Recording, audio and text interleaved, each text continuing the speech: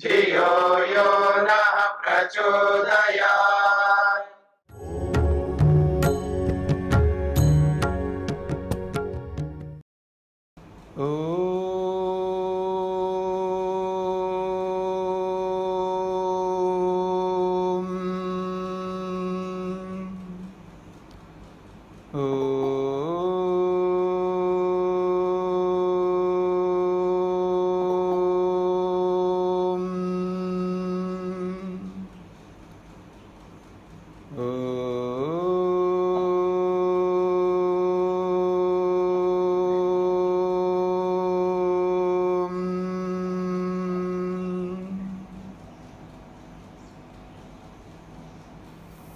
हाँ जी,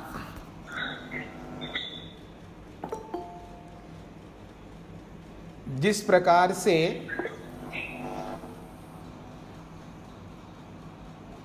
आध्यात्मिक दुख,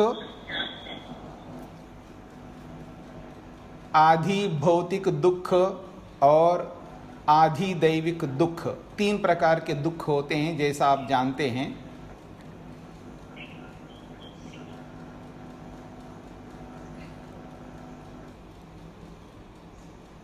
बहुत समय बीत चुका है, आप लोगों को ये ध्यान देना है कि जैसे आप ज्वाइन होते हैं आप अपना सबसे पहले म्यूट करके रखेंगे, और गलती से कभी म्यूट नहीं होता है तो बीच में देखते रहिएगा, तो नहीं तो व्यवधान उत्पन्न हो जाता है। हाँ जी, मैं ये कह रहा था, आध्यात्मिक दुख, आदि भौतिक दुख और आदि दैविक दुख, तीन प्रकार के दुखों से बचना है हमें। इसके विपरीत आध्यात्मिक सुख, आदि भौतिक सुख और आदि दैविक सुख को प्राप्त करना है।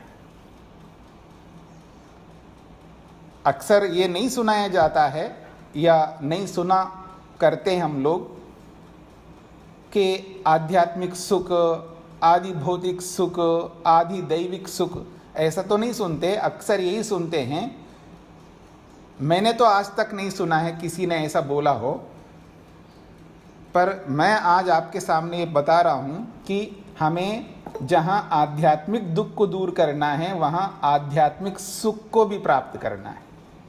जहाँ आदि भौतिक दुख को दूर करना, वहाँ आदि भौतिक सुख को भी प्राप्त करना है। और जहाँ हमें आदि दैविक दुख को दूर करना है, वहाँ आदि दैविक सुख को भी प्राप्त करना है, क्योंकि दुख का अपोजिट, उसका विरोधी सुख है। और ये कोई मैं अपनी ओर से नहीं कह रहा हूँ, उपनिषदकार स्वयं कह रहे हैं। यहाँ पर कल के प्रसंग तक आपने आदि दैविक सुख को लेकर के सुना है कि कैसे हमें आदि दैविक सुख प्राप्त होता है, किस तरह समझने से हमको मिलता है, ये आपने कल के प्रसंग तक जाना है। आज जो प्रसंग चल रहा है, ये चलेगा, वो है आध्यात्मिक। तो कहा जा रहा है, अथ आध्यात्मम यदेतद् गच्छतीव मनोनेन चैतद् उपस्मरति अभीक्ष्णम संकल्प। कहते हैं, अथ अध्यात्मम यद एतद् गच्छति इव च मनः अनेन च एतद्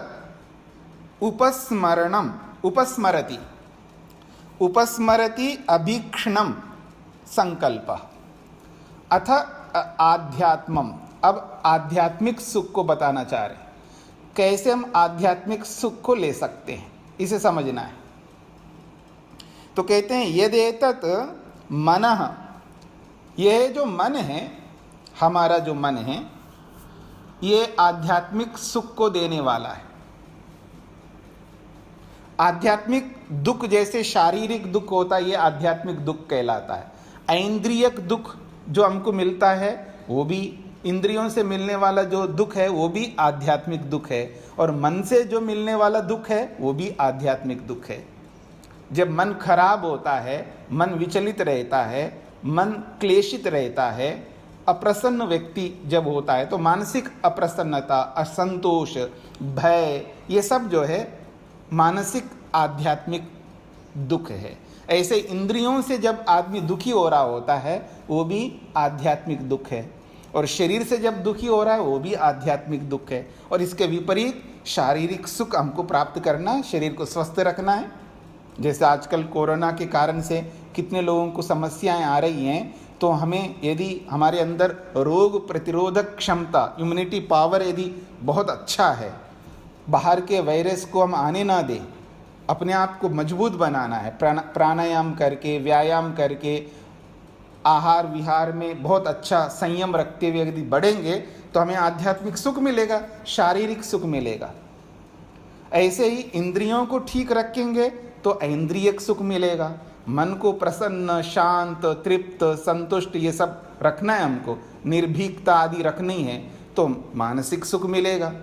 तो ये जो आध्यात्मिक सुख है वो कैसे मिलेगा, इस बात को समझाने का प्रयत्न किया जा रहा है यहाँ पर।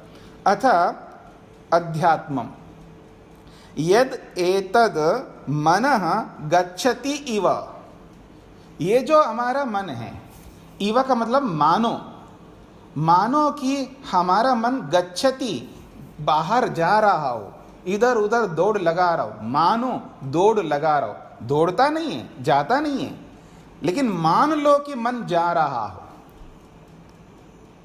ये मानो का मतलब समझ में आ रहा है ना आपको, यानी यथार्थ में जाता नहीं है लेकिन मान लो चला जा रहा है, ऐसा।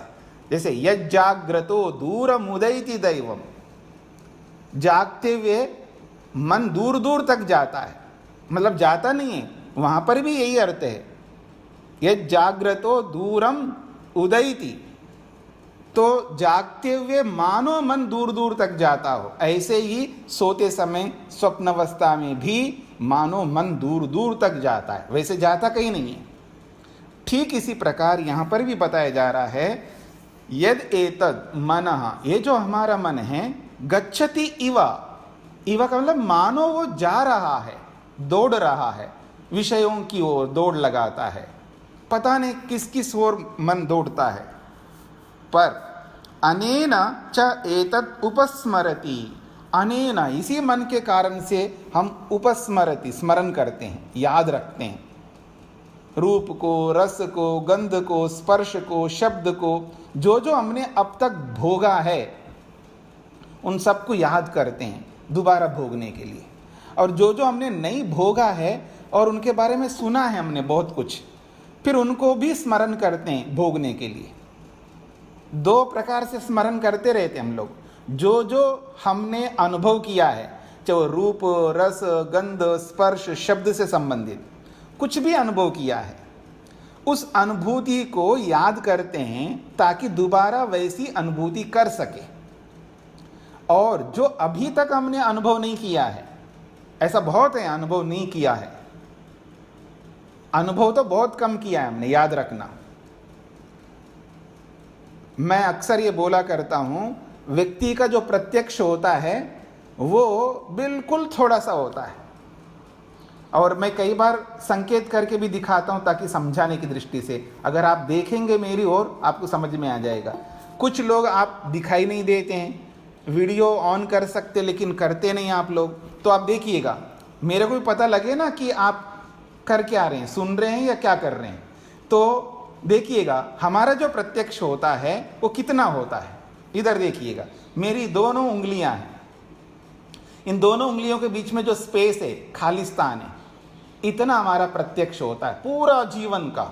चाहे आप 90 साल के हो, 80 साल के हो, 70 साल के हो, 60 साल के हो, 50 साल के हो, 40 साल के हो, जितने भी साल के हो, हमारा प्रत्यक्ष इतना ही होता है।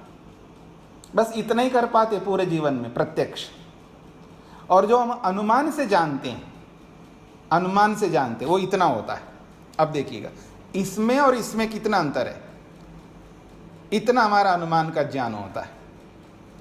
और प्रत्यक्ष इतना है, अनुमान इतना है, तो अब शाब्दिक ज्ञान जो होता है हमारे पास में वो कितना होता है, इतना होता है। अब मेरे दोनों हाथ दिखाई नहीं दे रहे होंगे आपको पूरे, ठीक है ना, अब इससे ज्यादा मेरे हाथ जाएंगे नहीं, इतना हमारा शाब्दिक ज्ञान होता है। तो प्रत्यक्ष तो बहुत कम किया हमने।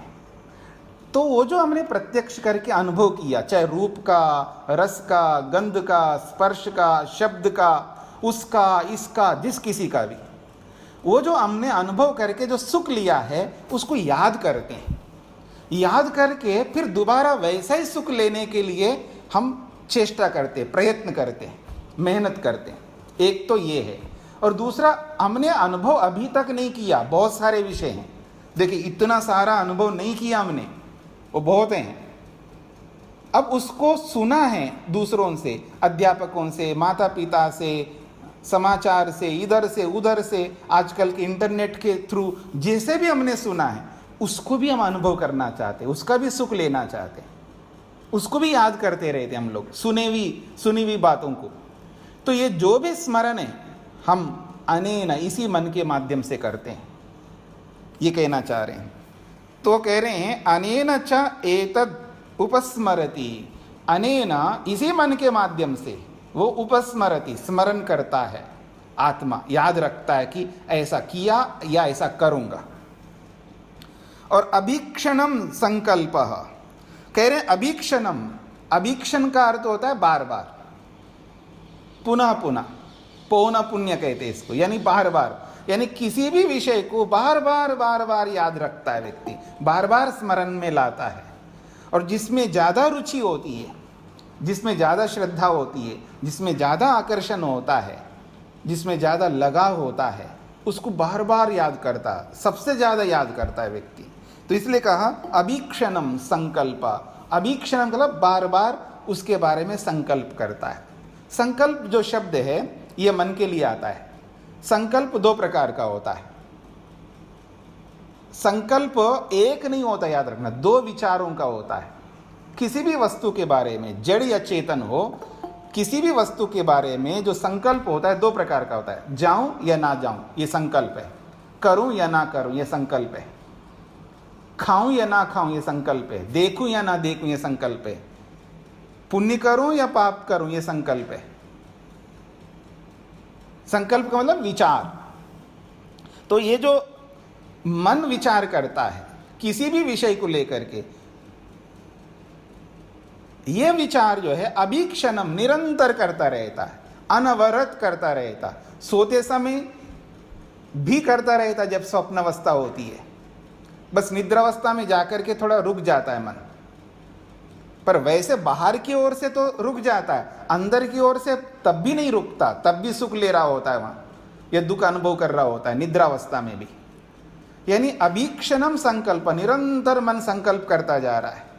इतना जो सामर्थ्य मन के अंदर आया है, इस पर जरा सोचिए। और जितना डाटा मन के अंदर है, जरा सोचिए, अगर आपको पैसा देना पड़े, कितने हार्ड डिस्क आपको इकट्ठे करने होंगे अपने डाटे को रखने के लिए?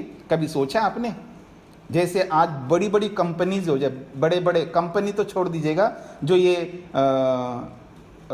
चैनल वाले होते हैं या बड़े बड़े ये फिल्म इंडस्ट्री वाले होते हैं, बताओ नहीं कितने कितने बड़े बड़े हार्ड डिस्क रखते हैं वो लोग। आज कितना डाटा इकट्ठा करते होंगे, डेटा इकट्ठा करते हैं, उसके लिए कितना पैसा खर्च करते हैं। ये जो एप्पल वाले ना स्पेस में रखते हैं, आपको पैसे बहुत देना पड़ेगा।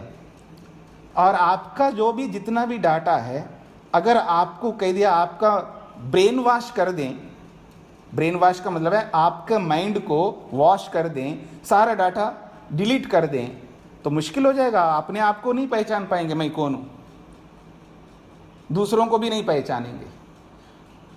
और वो सारा जिम्मा मैं ले लूं, आपका ब्रेन वॉश करूं या वैसे का वैसा रखूं, आपको खरीदना पड़ेगा। मैं का मतलब कोई भी ABCD खरीदना पड़ेगा। लेकिन इतना सारा डाटा हमारे मन के अंदर है, फ्री, हाँ याद रखना, बिल्कुल फ्री, कोई पैसा नहीं लेता भगवान हमसे। और ये इतना बड़ा हार्ड डिस्क समझ लीजिए, यानी बहुत माइक्रो चिप है, बहुत छोटा सा है, पर इसमें इतना आ जाता है, दुनिया भर का आ जाता है, फिर भी खाली लगता है। क्या बनाया भगवान ने, कैसा हमें दिया है। ये कहना चाहते हैं कि इतना हम लोग संकल्प विकल्प करते हैं, इतना विचार करते हैं, किसकी शक्ति से करते हैं, किसके दिए हुए सामर्थ्य से करते हैं। इतना अच्छा साधन दिया है, इसे सुख ना लेकर के दुखी हो रहे हो। ये दिमाग है या कद्दू है या बुद्धि है, क्या है हमारी? बुरा मत मानना, ये हमारी बुद्धि है या क्या है? इतना बढ़िया साधन दिया है, इसे सुख लेने के लिए दिया है, और इस सुख ना लेकर के दुखी हो रहे बिना मतलब। हम लोग चिंता में बैठे हैं, परेशान हो रहे हैं, ईर्ष्या में लगे हुए हैं, द्वेष में लगे हुए हैं, पता नहीं क्या क्या करने लगे। ये सुख का साधन है, तो सुख लो ना, आध्यात्मिक सुख लो, बहुत अच्छा है। अरे याद रखना, मन से जितना सुख आदमी ले सकता है, शरीर से क्या ले पाएगा वो? और जो अधिक अवस्था वाले तो बिल्कुल नहीं ले पाएंगे शरीर से। वो बैठे बैठे जितना ले सकते उतना ले पाएंगे शरीर से। वाणी से भी कितना ले पाएंगे आप सुख? सबसे ज्यादा सुख तो मन से लेता है व्यक्ति, और उसको हम रोगी बना के रख दें और ईश्वर के दिए हुए सामर्थ्य को हम पहचाने नहीं, तो क्या होगा हमारा? तो इसलिए कहना चाह रहे हैं, जिसके सामर्थ्य से ये मन संकल्प करता है, जिसके कारण से ये मन मानो जाता है, यानी पता नहीं किस किस को लेकर के विचार करता है, उस परमात्मा के सामर्थ्य को पहचानो। वो कौन है? वो परमात्मा। ये है अध्यात्मम, ये है आध्यात्मिक सुख। समझ लेंगे तो आध्यात्मिक सुख ही सुख है, और नहीं समझेंगे तो आध्यात्मिक दुख ही दुख है। ये समझ लीजिएगा। इसलिए कहा जा रहा है तद्वनम नाम, तद्वनम इति उपासितव्यम, स य एतद् एवं वेद अभि हा एनम सर्वाणि भूतानि संवांछन्ति। बहुत बड़ी बात कही। तद्वनम नाम, तद्वनम इति उपासितव्यम, स य एतद् एवं वेद अभि हा एनम सर्वाणि भूतानि संवांछन्ति। तद हा, उसको किसको? पीछे प्रसंग को जोड़ोगे तो सीधा सीधा मन के साथ जुड़ेगा, पर मन नहीं है यहां पर। उसको जिसने उस मन को सामर्थ्य दिया है, जिसने सामर्थ्य के देने के बाद मन ऐसा काम कर रहा है, तो सामर्थ्य देने वाले के लिए कहा जा रहा है तद, वो जो सामर्थ्य देने वाले ब्रह्म हैं। हाँ, निश्चित रूप से तद वनम, उसको आप वन समझ लेना। वन तो समझते ना, कहाँ जा रही थी? जंगल में जा रहा हूं, वन में जा रहा हूं। ये समझने का प्रयत्न करना। वन जो है ना, वन का हमने पता नहीं क्या कर दिया है, वन को समाप्त कर दिया है। वन रहने लायक नहीं है ऐसा लगता है व्यक्ति को, इसलिए उसको समाप्त करता है। वन उसको कहते हैं जिससे हम सुख ले सके। वन जो है ना, बहुत ज्यादा सुख देने वाला होता है। ये जो वन शब्द बनता है ना, वन संभक्तो, वन शन संभक्तो एक धातु है। वन भजनीय होता है, वो सेवनीय होता है, उपयोग करने योग्य होता है, उपभोग्य होता है। तो ये जो वन होते हैं, वन से मनुष्यों को बहुत सुख प्राप्त होता है। वो तो प्राणी मात्र को सुख प्राप्त होता है वन से। तो वन जो है सुख देने के लिए है, उपभोग करने के लिए, उसको काट करके समाप्त करने के लिए नहीं है वन। तो इसलिए वन जो होता है वो सुख प्राप्त करने के लिए होता है। और ईश्वर को भी वन कहा जाता है, वो भी उपभोग्य है, उसको भी भोगना है हमें, उसके आनंद को प्राप्त करना है हमको। वो भी भजनीय है, सेवनीय है, प्रयोग करने योग्य है। इसलिए कहा है तद्वनम नाम। प्रसिद्ध है ये शास्त्रों में। नामक मतलब प्रसिद्ध है।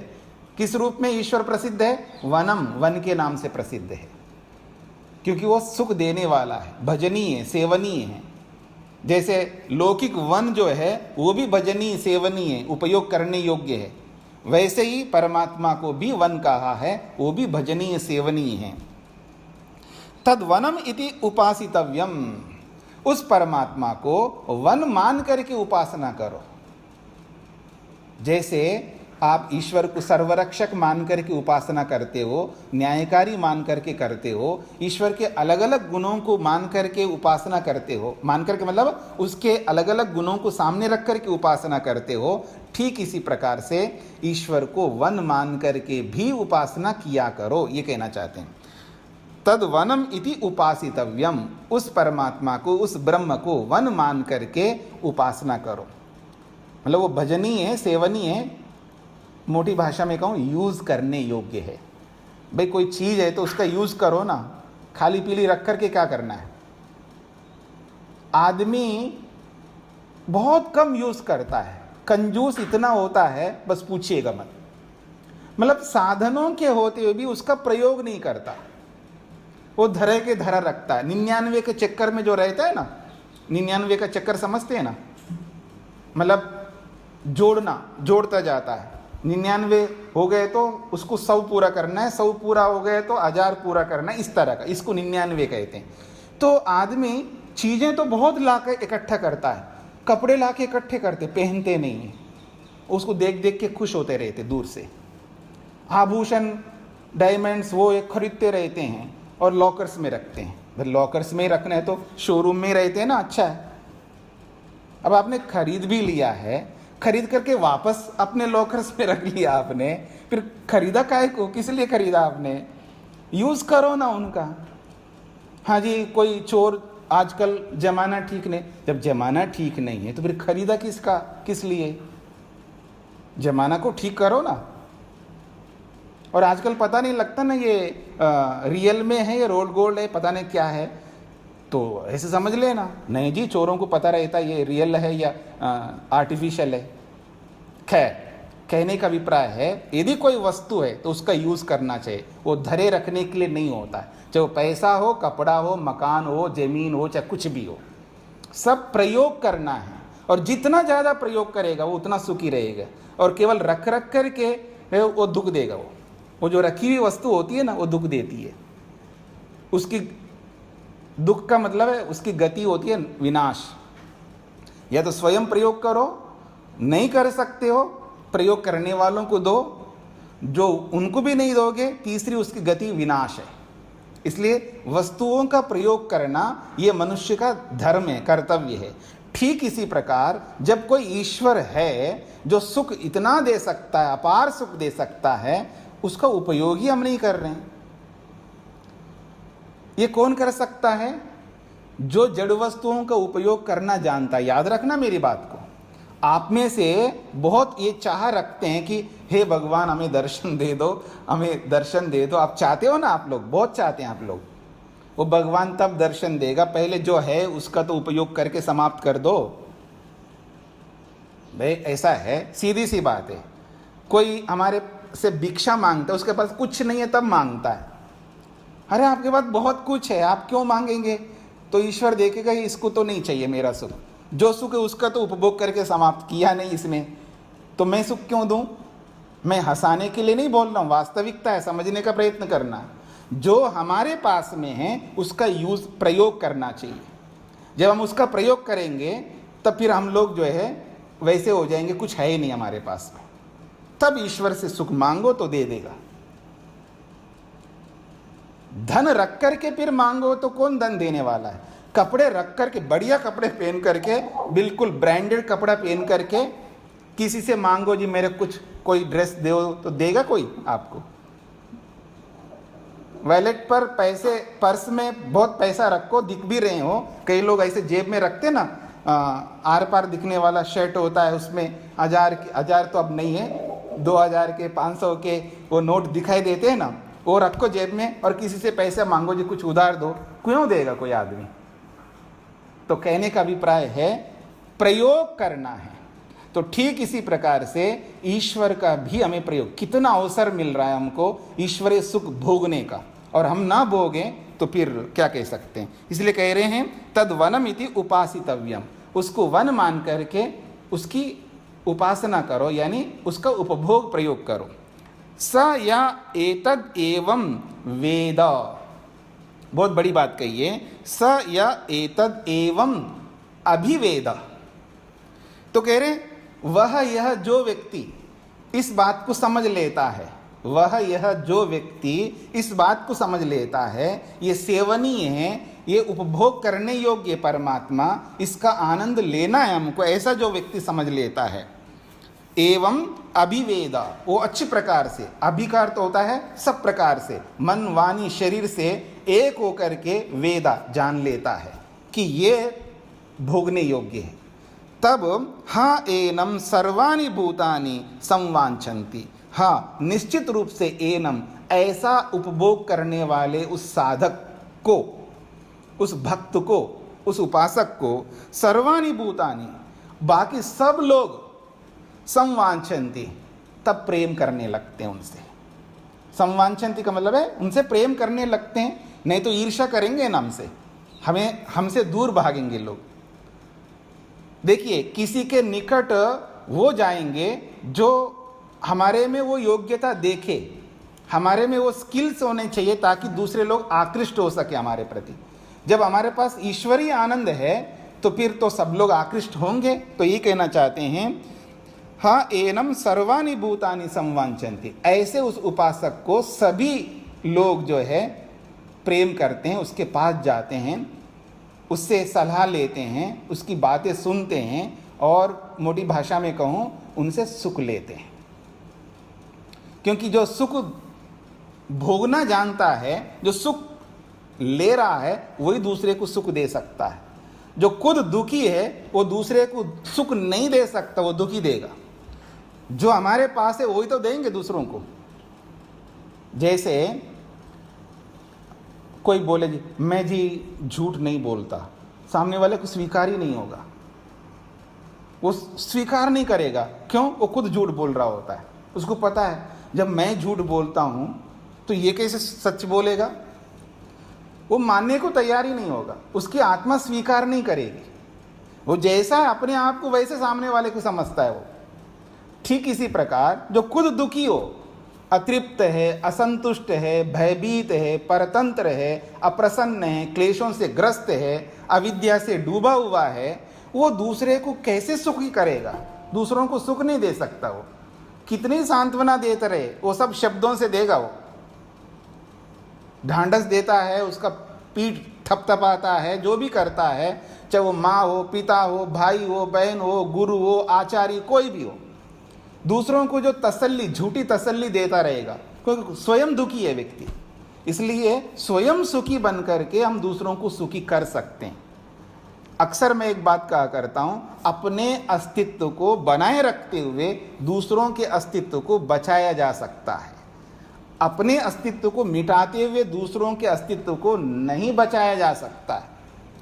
स्वयं सुखी होकर के दूसरों को सुखी कर सकते हैं, स्वयं दुखी होकर के दूसरों को दुख ही दे सकते हैं, सुख नहीं दे सकते। फिर भी सामने वाले समझते हो या स्वयं वो ये समझता हो, भले मैं दुखी हूं लेकिन इनको सुख दे रहा हूं, वो अविद्या में है, ऐसे समझ करके चलिएगा। तो यही कहना चाह रहे हैं, ईश्वर को वन मान करके उससे उपयोग लो, उस वन का उपभोग करो, तभी हमें सब लोग प्रेम करने लगेंगे। अगली बात है, उपनिषदम भो ब्रूइत्युक्ता ता उपनिषद ब्राह्मीं वाव ता उपनिषद अभूमा इति, क्या है? हाँ, अभूमा, अब्रूमा। तो कह रहे हैं उपनिषदम भो ब्रूई इति उक्ता, ताकु ते हो जाएगा, ते उपनिषद ब्राह्मीं वाव ते उपनिषद अब्रूमा इति। तो कहते हैं उपनिषदम भो ब्रूई, भो जो है ये संबोधन है। एक विद्यार्थी, एक उपासक, एक भक्त ये कहना चाह रहा है, किससे? ऋषि से, अध्यापक से, गुरु से ये कहता है। कौन? भो, ये गुरुदेव, उपनिषदम ब्रूहि, आप में मुझे उपनिषद बताइए। और उपनिषद क्या है ये आपको पता है। उपनिषद कहते हैं ब्रह्म विद्या, उपनिषद कहते हैं ईश्वर के समीप जाना, ईश्वरीय आनंद को प्राप्त करना, ऐसे बहुत सारे अर्थ आपने जान लिया उपनिषद का। तो कहा जा रहा है भो, एक गुरुदेव, संबोधन है भो शब्द, हे गुरुदेव उपनिषदम ब्रूहि, मुझे उपनिषद बताइए, यानी मेरे को उपनिषद का उपदेश दीजिएगा। जब ऐसे विद्यार्थी पिपासु होना चाहिए, जिसको प्यास लग रही हो, भूख लग रही हो, वही ये काम कर सकता है। और बिना भूख के प्यास के वो नहीं कर सकता है। कितनी अच्छी बना दे माँ, बहुत बढ़िया बना दे घर का, बड़ी शुद्धता से, अच्छी भावना से, और बच्चे क्या करते हैं, बेकार है, हमें बाहर का खाइए, बाहर का चाहिए, उनको बाहर का अच्छा लगता है आजकल के बच्चों को। ठीक है जी। तो अब बाहर का बिल्कुल ना मिले और घर का भी ना मिले और भूख लग रही है, कुछ भी खिलाओ ना वो खा देगा। जब उसके सामने ऑप्शन रखोगे आप तो बिल्कुल वो नहीं खाएगा।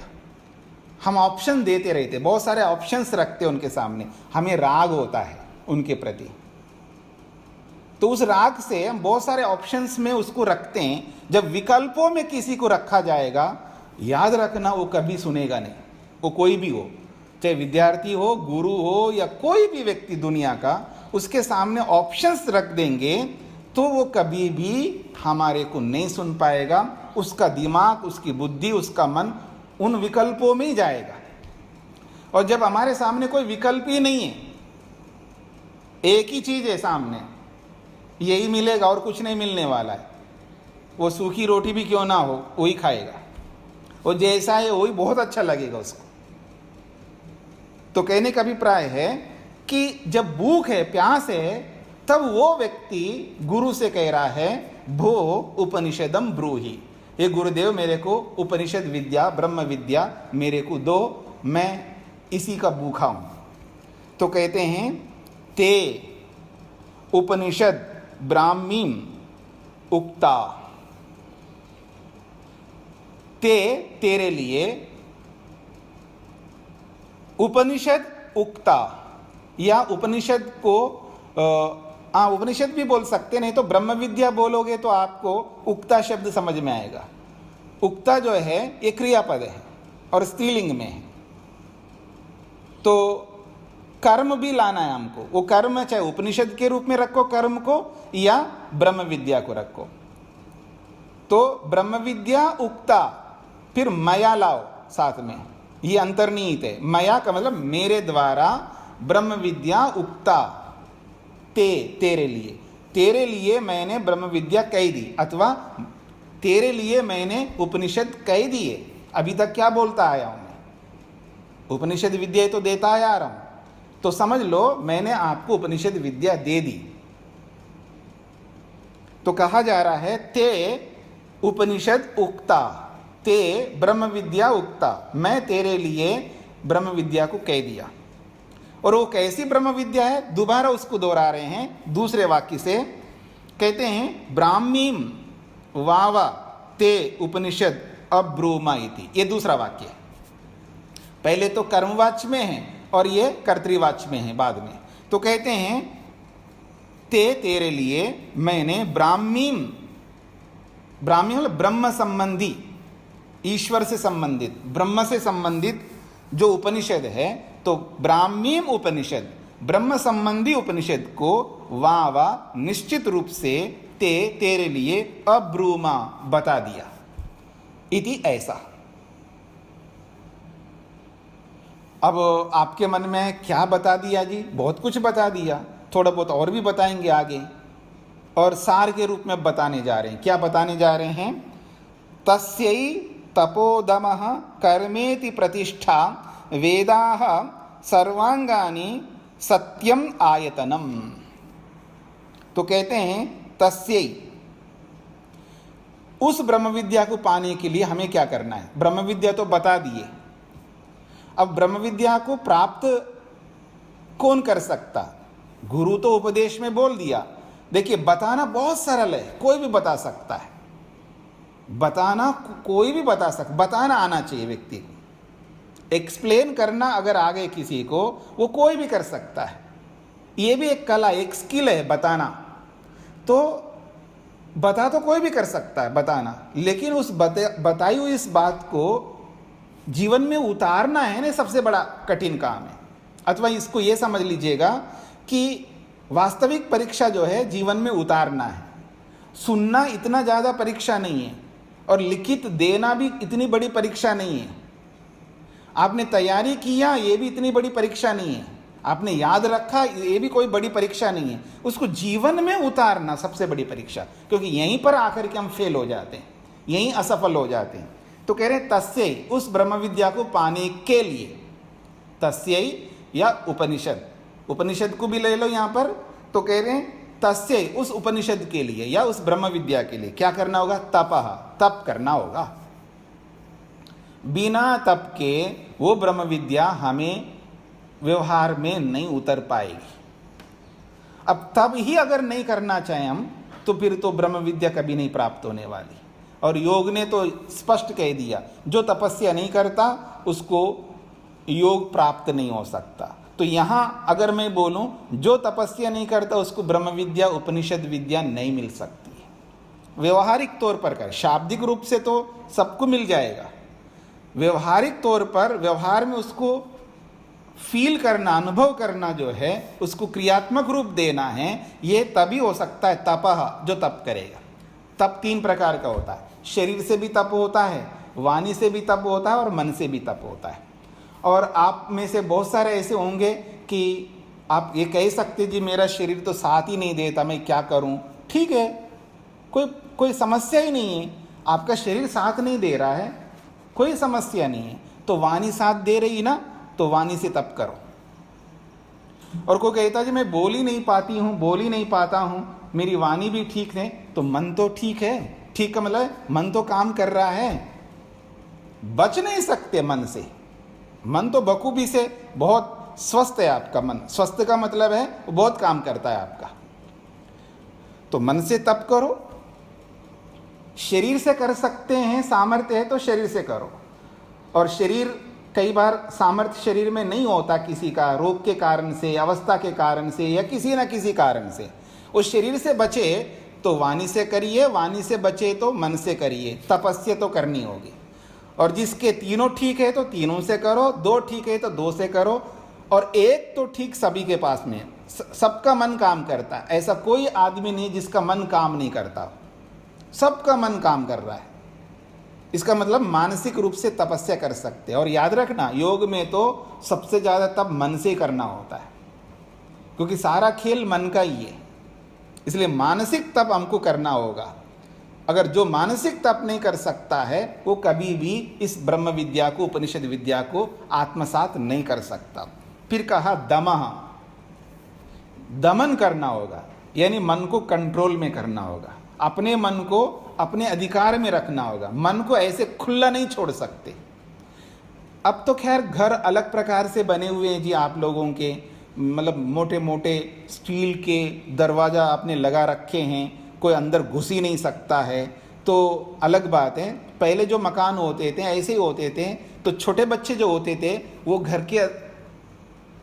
घर से बाहर निकलना चाहते हैं, जो चलना सीखते हैं बच्चे, छोटे बच्चे होते हैं, उनके लिए दरवाजे के बीच में एक डंडा सा या कुछ ऐसा रखते थे पहले, तो वो बाहर नहीं जा सकता था। ठीक है, बाहर नहीं जा सकता। तो आज ऐसी स्थिति है ही नहीं है, आज बिल्कुल ऐसी स्थिति नहीं है। तो कहा जा रहा है दमन करने का मतलब है नियंत्रण करना, अपने मन को रोकना। और मन पर नियंत्रण अगर नहीं कर पाएंगे हम, उसका दमन नहीं करेंगे, अर्थात उसको अपने काबू में नहीं रखेंगे। जैसे छोटे बच्चों ये काबू में नहीं आते तो कितने परेशान होते हैं आप। उनको काबू में करना चाहते हैं, वो अपने काबू में नहीं आ रहे हैं, आपके नियंत्रण में नहीं रह रहे हैं बच्चे, तब आपको बड़ा दुख होता है। क्यों होता है? क्योंकि आप कब नियंत्रण में आए। कई बार माँ बाप जो है ना, जैसे छोटे बच्चों के माँ बाप बोलते हैं क्या करें जी, बच्चे नहीं मानते। बिल्कुल सही बात है, बच्चे नहीं मानते हैं। आपने माना कभी? आप भी मान लो ना, आप स्वयं मानो, फिर बच्चों को मनवा लोगे आप। देखिए सिंपल सी बात है, जो कला जिसमें हम एक्सपर्ट होते हैं उस विषय में दूसरों को भी एक्सपर्ट कर सकते हैं, दूसरों को भी सिखा सकते हैं। तो उस विषय में हमें सीख लेना चाहिए। ये कैसे संभव है, मतलब कैसे हो सकता, माता पिता होकर के हम अपने बच्चों को नहीं समझा सकते हैं? मतलब क्या होगा? मैं जिसको पढ़ा रहा हूं, जिस विद्यार्थी को, उसी को नहीं समझा पा रहा हूं, तो कैसा अध्यापक होगा वो? वो कैसे माता पिता होंगे जो अपने बच्चों को नहीं समझा सकते हैं। तो ये जो समझाने की कला है ये तभी सफल होती है जब खुद को समझा ले हम लोग।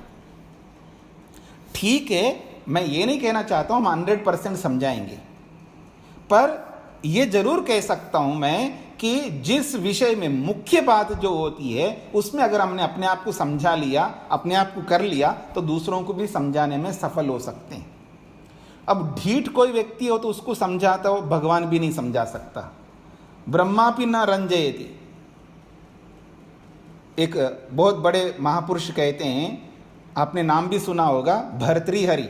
भर्तृहरि कहते हैं जो ढीठ आदमी होता है उसको ब्रह्मापि न रंजयति, उसको परमात्मा भी उसको नहीं समझा सकता।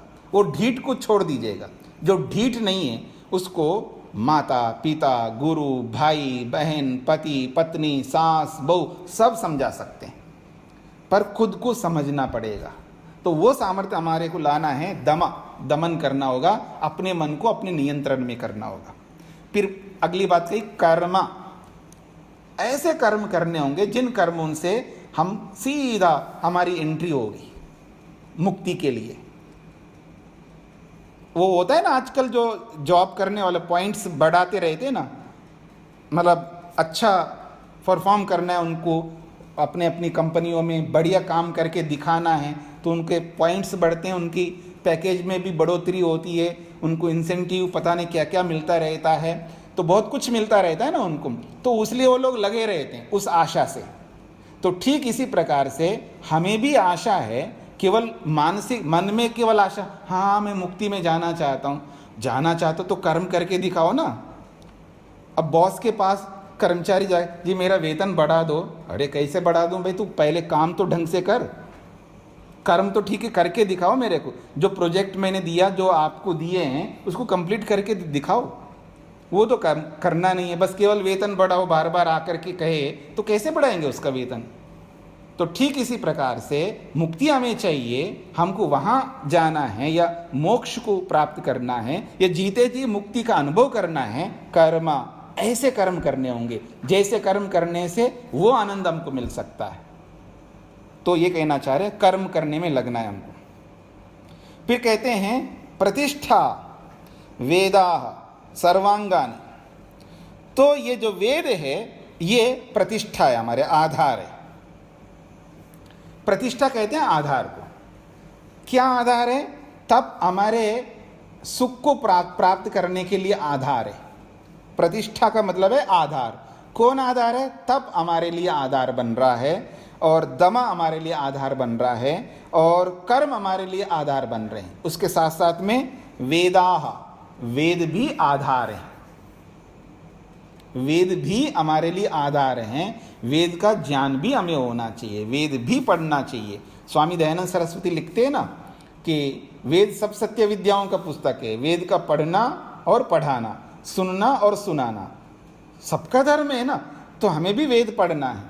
तो इसलिए कहा जा रहा है वेदाह, और केवल वेद नहीं है, कहा साथ में सर्वांगानि, उसके जो भी अंग है उनको भी पढ़ना है। सत्यम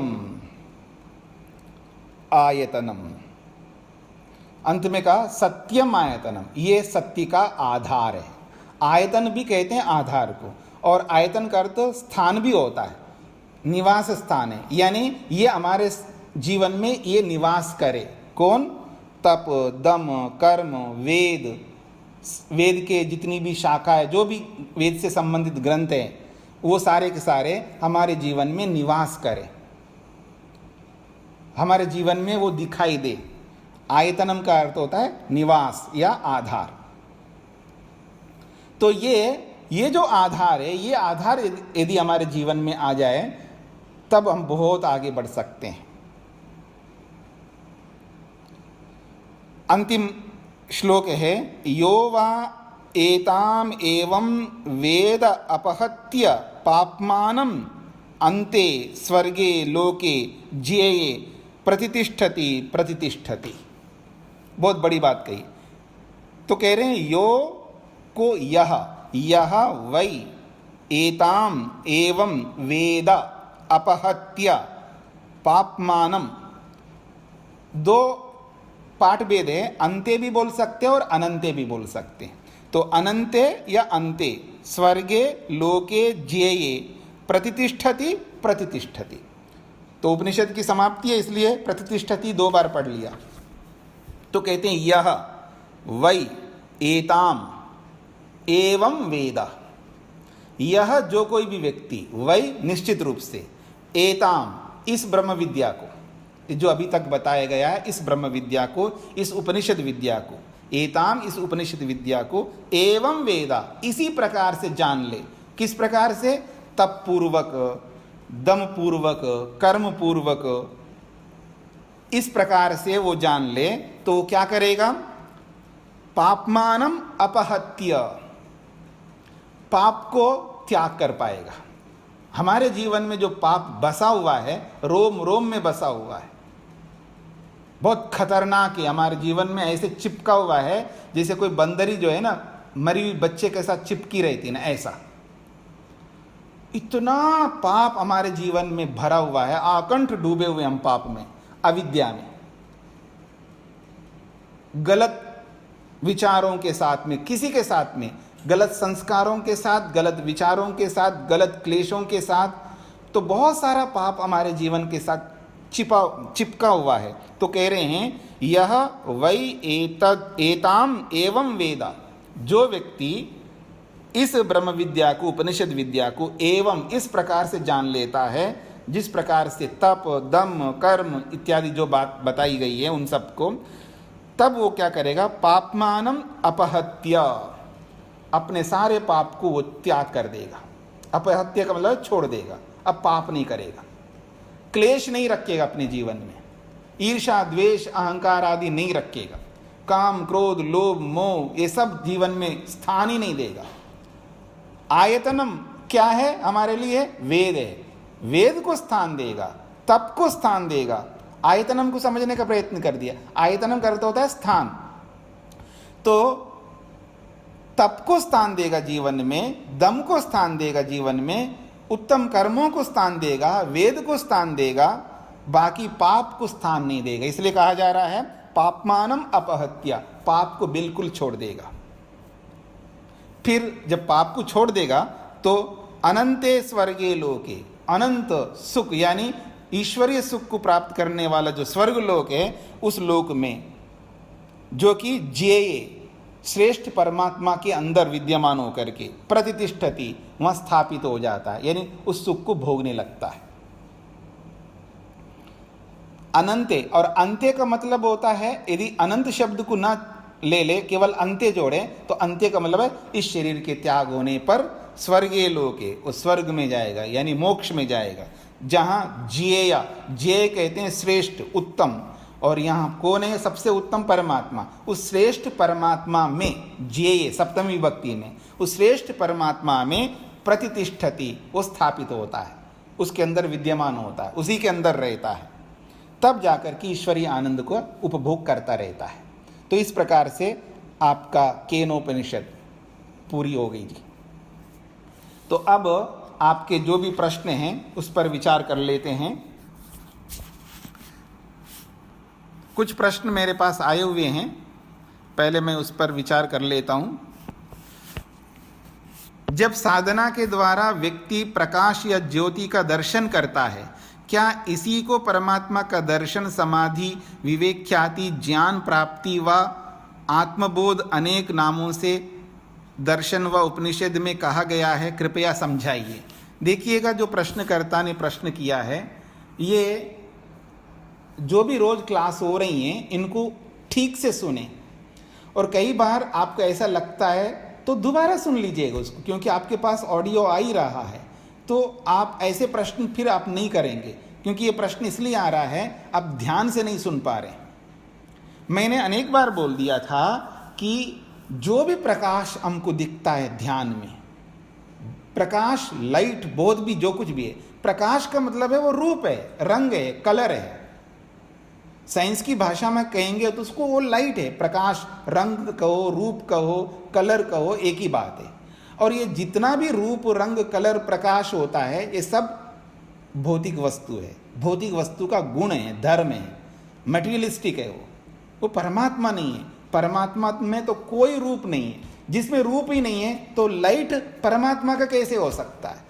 इसलिए मैंने ये भी कहा था, ध्यान में अगर किसी कारण से किसको बहुत बड़ा अच्छा अद्भुत लाइट दिखता है, उसको मन से हटा दे। जैसे कोई विचार आता है ना ध्यान करते समय, माँ के बारे में, पिता के बारे में, पत्नी के बारे में, पति के बारे में, पैसे के बारे में, जमीन के बारे में, ये जिस किसी का जो आपको याद आता है उसको रोकना पड़ता है ना, उनको रोकते हटाते रहते उन विचारों को।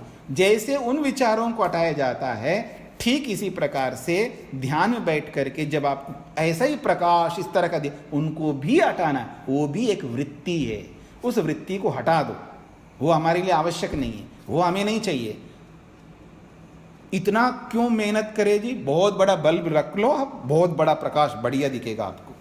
कमरे के अंदर जो है ना, आप अपने कमरे में बहुत बड़ा, आजकल ऐसे ऐसे आ रहे हैं ना, जैसे वो क्रिकेट खेलने वाले रात को खेलते हैं तो कैसा प्रकाश होता है, जैसे दिन में होता है ऐसा लगता है। ऐसा रख लो ना प्रकाश, थोड़ा सा पैसे खर्च करना पड़ेगा, इतना तो सामर्थ्य आपके पास है। और आजकल LED आ रहे हैं सब बल्ब, तो आप रख लो ना, इतना मेहनत क्या करना है आपको? तो ऐसा प्रकाश देखना नहीं, अगर किसी कारण से दिखाई दे उसको हटा दो। वो परमात्मा नहीं है। आप परमात्मा के गुणों को सामने रखो, उसी की उपासना करो। सर्वरक्षकत्व को या न्यायकारी को या उसके आनंद को, ऐसे ईश्वर के जो गुण हैं उन्हीं को सामने रख करके ध्यान करो। जब उसमें आपकी योग्यता बन जाएगी, आपकी एकाग्रता बन जाएगी, तो आपको उसकी सुरक्षा का, उसके न्याय का जो जो गुण आप लेकर के ध्यान करेंगे, वो आपको धीरे धीरे अनुभव में आने लगेगा। आपको सुकून मिलेगा, आनंद मिलेगा। उस ओर प्रयत्न करिएगा। इस प्रकाश के चक्कर में या कुछ अद्भुत ऐसा दिखाई दे रहा है और पहाड़ों में, आकाश में, स्पेस में जा रहे हैं, ऐसी कल्पनाएं जो वो होती हैं, वो ध्यान नहीं है। ऐसी कल्पनाओं में हमको नहीं जाना है। पेड़ों में, पत्तों में, उधर इधर में जो जाता है व्यक्ति ध्यान में बैठ करके, ये सब हानिकारक है। इनसे दूर होकर के ईश्वर के गुणों का चिंतन करिएगा।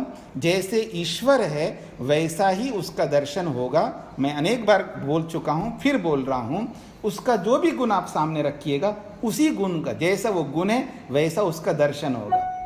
जैसे आपको रस का दर्शन करना हो मिठाई में, तो किस मिठाई का रस का दर्शन करना है? रसगुल्ले का। तो रसगुल्ले जीभ पे रख लो, तो रसगुल्ले का रस आपको समझ में आएगा। जैसा उसका रस है वैसे समझ में आएगा। ठीक इसी प्रकार ईश्वर का जैसा गुण है वैसा गुण आपको समझ में आ जाएगा समाधि में। इसलिए इस बात को समझ करके चलिएगा। और अब आप कोई प्रश्न पूछना हो तो आप पूछ सकते हैं। पूछो स्वामी जी। हाँ जी। अभी एक प्रश्न स्वामी जी, ओम द्वितीय खंड के 5वें श्लोक में विनष्टि शब्द का समझाओ, समझ में नहीं आया। विनष्टि? जी जी। हाँ, विनष्टि का मतलब विनाश। तो कैसे होता है जो इस जन्म में नहीं प्राप्त किया? हाँ, मैंने बोला था ना, विनाश जो होता है जब आपको तृप्ति मिलनी चाहिए, तृप्ति नहीं मिल रही है, तो विनाश ही है ना। जीवन व्यर्थ है। बिना तृप्ति का क्या जीवन है? बिना संतोष का क्या जीवन है? बिना निर्भयता का क्या जीवन है? बिना स्वतंत्रता का क्या जीवन है? वो जीना व्यर्थ है। ना तो जीवन में तृप्ति है, ना जीवन में संतोष है, जीवन में निर्भयता है, जीवन में स्वतंत्रता है, जीवन में प्रसन्नता है, जीवन में एकाग्रता है। फिर वो जीवन व्यर्थ है ना, विनाश है। इसका नाम है विनष्टि। कैसे प्राप्त किया जाए? क्या मतलब? वो तृप्ति कैसे प्राप्त किया जाए, ये पूछ रहे हैं जी। स्वतंत्रता बोलते हैं आपकी, तो प्रसन्नता वो कैसे प्राप्त किया जाए? तो अभी बताया ना, तप करो, तप करिए। आपके मन में जो संस्कार है उनको रोकने का तप करो। आपके मन में जो गलत भाव आते हैं उनको रोकने का तप करो। काम, क्रोध, लोभ, मोह, ईर्ष्या, अहंकार के जो भाव आपके मन में बीच बीच में पैदा होते हैं, बीच बीच में लो कभी कभी पैदा होते हैं, उन पर दमन करो। ये है उसको प्राप्त करने के लिए। और भी क्या बताया था? मन पर नियंत्रण करके और उत्तम कर्म करने में लग जाओ। ऐसे बहुत सारी बातें बताए, इन्हीं को करना है। इन्हीं का अभ्यास करेंगे तो हमको प्राप्ति मिलेगी। हाँ जी, धन्यवाद। धन्यवाद स्वामी जी। और किसी का प्रश्न? हाँ जी, नमस्ते स्वामी। नमस्ते जी। नमस्ते। जी मैं पूछ सकता हूं? हाँ जी, पूछने के लिए रखा है समय अभी। हाँ जी, अभी आप थोड़े पिछले श्लोक में ये बोल रहे थे कि वाणी से या कुछ और चीज पे नहीं कर सकते, तो मन से न बहुत कुछ अच्छा कर सकते हैं। तो मन से हम किस किस तरीके से क्या कुछ कर सकते हैं, उसके ऊपर थोड़ा प्रकाश डालिए। देखिए मैंने पीछे भी बोला था, जिसको पुण्य कर्म कहते हैं वो पुण्य कर्म मन से होते हैं। जी जी। पुण्य कर्म शरीर से आप नहीं कर सकते, पुण्य कर्म वाणी से नहीं कर सकते। शरीर से तो मिश्रित कर्म होते हैं, वाणी से भी मिश्रित कर्म होते हैं। पुण्य कर्म केवल मन से होते हैं। ये मैं नहीं कह रहा हूँ, ये महर्षि पतंजलि वेदव्यास कह रहे हैं। ठीक है, तो पुण्य कर्म और ढेरों हम कर सकते मन से, लेकिन उसका एक प्रोसेस है किस तरह कर सकते हैं। तो वो तो आपको योग दर्शन जब पढ़ाऊं तब समझ में आएगा। जैसे उदाहरण के लिए एक बात बोल देता हूँ। जब आप हवन करते हैं ना, या समाज में कहीं जाते हैं हवन करते हैं, कुछ लोग ओम मंत्र आदि सब होता है। हवन होने के बाद सर्वे भवन्तु सुखिनः सर्वे सन्तु निरामया सर्वे भद्राणि पश्यन्तु मा कश्चित् दुःख भाग् भवेत् बोलते रहते हैं ना। क्या बोलते हैं? सर्वे भवन्तु सुखिनः, सभी सुखी हो जाए, बोलते हैं ना। पर भाव होता है ऐसा अंदर से, सभी सुखी रहे। ये मेरे बगल में बैठा है ना, ये मेरे पास क्यों बैठा है? एक ओर से तो ये रहता है दिमाग में, इसको मैं देखना नहीं चाहता हूँ। आप भजन भी तो बोलते हैं, सुखी भजन संसार सब जी, दुखी ये रहेंगे ना हाँ, कोई। तो ये सब बोलते रहते हैं, लेकिन भाव कैसे हमारे मन में, इसको मैं देखना नहीं चाहता हूँ। ये जो मेरे सामने आ रहा है ना, ये मेरा इसका शक्ल नहीं देखना चाहता। एक ओर से तो ये रहता है और एक ओर से बोल क्या रहे हैं, तो किसको सुना रहे हम लोग? सर्वे भवन्तु सुखिनः। ये जो भाव है ये कैसे निकलना है? जैसे आपके अपने बेटे के लिए निकालते हैं आप। जब मान लीजिए किसी को वायरल फीवर हो गया, किसी को कोई प्रॉब्लम हो गया, आपके जिस बेटा बेटी पत्नी या माँ पिता, जो कोई भी हमारे निकट के लोग होते हैं, उनको जब आपत्तियाँ आती हैं, वो जब मुसीबत में रहते हैं, उनके लिए जो भाव आपके निकलते हैं, वैसा ही सेम टू सेम भाव मन से प्राणी मात्र के लिए निकालना है। और जिस दिन ऐसे निकालेंगे उस दिन हमारा एक पुण्य कर्म होगा। केवल जवानी खर्च नहीं करना है हमको, वैसा ही भाव होना चाहिए जैसा भाव अपने लोगों के लिए होता है। ये एक उदाहरण दे दिया। ऐसे बहुत सारे मानसिक कर्म हैं जो हम नहीं करते, हमको पता भी नहीं है कैसे करना होता है। तो अगर वो भाव वैसा करके, और वो तो बैठे बैठे करना है, और इतने कर्म हो जाएंगे हमारे कि अनगिनत हो जाएंगे। और कोई सोचे आप में से जी मन से करना, शरीर से तो किया, क्या फ़ायदा है? सबसे ज़्यादा फ़ायदा है इसमें। अगर हमने मन से सबके लिए ऐसा करेंगे तो आप द्वेष कैसे कर पाओगे उससे? नहीं कर पाए। तो द्वेष किसी से होगा नहीं ना, ईर्ष्या किसी से नहीं करोगे ना, किसी का हानि तो सोच ही नहीं सकते। जब आप अपने बच्चों के लिए जैसी भावना करते हो, वही सेम भावना प्राणी मात्र के लिए जब आप करोगे, तो आप सबके लिए जब कर रहे हो वही भाव से, तो आप किसी से द्वेष, तो आपका द्वेष, आपकी ईर्ष्या, आपका अहंकार सब मिट जाएंगे। तो छोटी मोटी उपलब्धि है, बड़ी उपलब्धि है ये। तो जो व्यक्ति मन से पुण्य कर्म करना सीख ले, तो याद रखना उसका नैया पार हो जाएगा। ये गारंटी दे सकता हूं मैं। ठीक। हाँ जी। धन्यवाद। जी जी जी। नमस्ते स्वामी जी। हाँ जी, हाँ जी। स्वामी जी, संकल्प को दृढ़ किस तरह किया जाए? हाँ, संकल्प का मतलब यहाँ जो आज जो संकल्प है वो नहीं है आपका प्रश्न। संकल्प मतलब जो प्रतिज्ञा आप करते हैं, व्रत लेते हैं या कुछ करने के लिए आप ठान लेते हैं, उसको कैसे दृढ़ किया जाए, तो ये आपका प्रश्न है। तो उसको अभ्यास से दृढ़ किया जाता है। अभ्यास, प्रैक्टिस से। जैसे मैं आपको बोलूं, एक चींटी है, वो दीवार पर चढ़ती है और गिरती है, चढ़ती है गिरती है, तो वो रुकती नहीं है, वो बार बार चढ़ती है, बार बार गिरती है, और तब तक वो प्रैक्टिस करती है चींटी जब तक वो चढ़ ना लेती है। ठीक इसी प्रकार से चाहे विचारों को रोकना हो, चाहे गुस्से को रोकना हो, चाहे ईर्ष्या को रोकना हो, चाहे कुछ भी करना हो, उसके लिए शास्त्रों में एक ही बात कही है, प्रैक्टिस, अभ्यास। और जो व्यक्ति अभ्यास नहीं करता या कम करता है, वो कभी सफल नहीं हो सकता। एक बार नहीं, कब तक करूं? जैसे मैं बोलता हूं ना, आप सहन कर लीजिए। आप सड़क पर चलने वाले को सहन नहीं कर रहे, अपने घर के पति को, पत्नी को, सास को, बहू को, देवर को, देवरानी को, जेठ को, जेठानी को, कोई भी आपके अपने संबंधी है, उन्हीं को सहन करने की बात कर रहा हूँ। अब वो आपके सिर पर बैठ के नाच रहे हैं तो भी आप सहन करिए। तो आप बोलते ना कब तक करूं जी, ये तो एक सीमा हो जाती है। आप उनको छोड़ना नहीं चाहते हैं, मेरी बात को समझना, गलत मिसयूज नहीं करना। आप जिनको छोड़ना बिल्कुल नहीं चाहते हैं, उन्हीं के साथ रहना चाहते हैं, फिर उनको आप सहन नहीं करें तो फिर बात क्या मतलब होगी? आप सहन कब तक करूं? जब तक उपलब्धि नहीं होती है, जब तक आपका नैया पार नहीं होता, जब तक आपको दर्शन नहीं होता, जब तक आपकी समाधि नहीं लगती है, जब तक विवेक वैराग्य की प्राप्ति नहीं होती, तब तक सहन करना होगा। इसकी ये सीमा है। तो उसके लिए आपको क्या करना? प्रैक्टिस करना, अभ्यास करना है। ठीक जी। तो संकल्प शब्द का शाब्दिक अर्थ कैसे लिया जाएगा? संकल्प के अलग अलग जगहों पर, जैसे यहाँ संकल्प है तो जब मन से संदर्भ संबंधित संकल्प होगा तो वहाँ पर करूँ ना करूँ, दो प्रकार के विचारों को संकल्प कहते हैं। और दूसरे अर्थ में जब आप प्रतिज्ञा करते हैं, शपथ लेते हैं, वो संकल्प का अर्थ होता है आपने निर्णय किया है मेरे को सत्य बोलना है, वो संकल्प अलग है। और यहाँ जो आज का पाठ में जो संकल्प है ये अलग है। जी जी जी।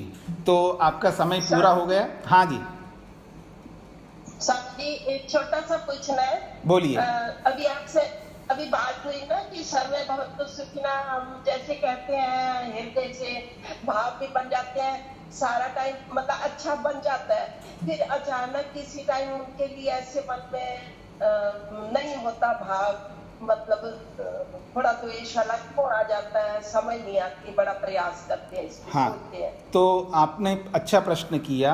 आप ये कहना चाहते हैं कि जब हम बोलते हैं तो कई बार हमारे भाव बहुत अच्छे होते हैं, वास्तव में वो अच्छे नहीं हो रहे हैं, आपको लग रहा है ऐसा। हाँ, एक होता है ना भ्रांति, मतलब आपको लग रहा है कि मैं अच्छे भाव से बोल रहा हूँ, लेकिन वो अच्छे भाव नहीं होता है। पहले मेरी बात को पूरी सुन लीजिएगा। अगर मैं अच्छे भाव से किसी के लिए ऐसी प्रार्थना करता हूं तो उसके लिए फिर द्वेष नहीं कर सकता। प्रैक्टिकल में हमको पता लगेगा। मान लीजिएगा आपका अपना बेटा है, बेटा तो बड़ा है आपका, चलिए आपका जो भी पोता पोती होंगे उनके लिए आप रखता, जैसे आपकी पोती है या पोता जो भी आपके सामने हैं, तो उनके प्रति जो आपके भाव होते हैं, ठीक है ना, आप उनके लिए कुछ कर नहीं रहे, जो भाव रखते हैं अच्छा भाव, वो आगे बढ़े, अपने लाइफ में बहुत आगे बढ़े, ब्राइट हो जाएं, अपने ब्राइटनेस इनके जीवन में आ जाए, जो भी आप उनके सामने भाव रखते हैं, जब वो भाव आप कर रहे होते हैं, उसके बाद में जब उससे डील करते हो उन बच्चों से, क्या ईर्ष्या करते हो उस समय? नहीं करते। क्यों? क्योंकि आपके भाव उनके प्रति अच्छे थे, इसलिए उनके साथ में गलत व्यवहार नहीं करते हो। ठीक इसी प्रकार से बाकी लोगों के लिए जब आप अच्छे भाव निकाल रहे हो तो व्यवहार में जब उतारते हो उनके साथ गलत नहीं कर सकते। अगर कर रहे हो कभी कभी, इसका मतलब है वो भाव आपको लग रहे थे अच्छे, वो अच्छे नहीं थे, अच्छे जैसे थे वो भाव अच्छे नहीं थे, ऐसे समझना है। अच्छा, तो जी, उसके लिए क्या करें स्वामी? प्रैक्टिस, अभी तो बता रहा था, मेहनत करो, प्रैक्टिस करो, बार बार अभ्यास करो उसका। अच्छा जी जी। तो इसको, हाँ जी, इसको यहीं पर विराम देते हैं। 3 बार ओम का उच्चारण।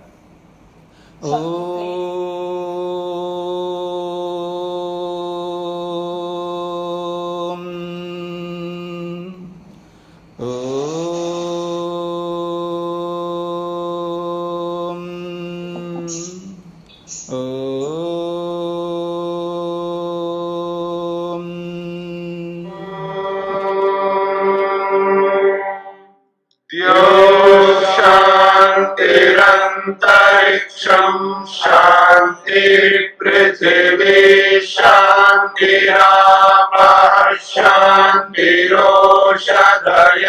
शांतिः वनस्पतयः शांतिर्विश्वे देवाः शांतिर्ब्रह्म शांति सर्वं शांति शांतिरेव शांति क्षमा शान्तिरेधि ॐ शान्ति शान्ति शान्ति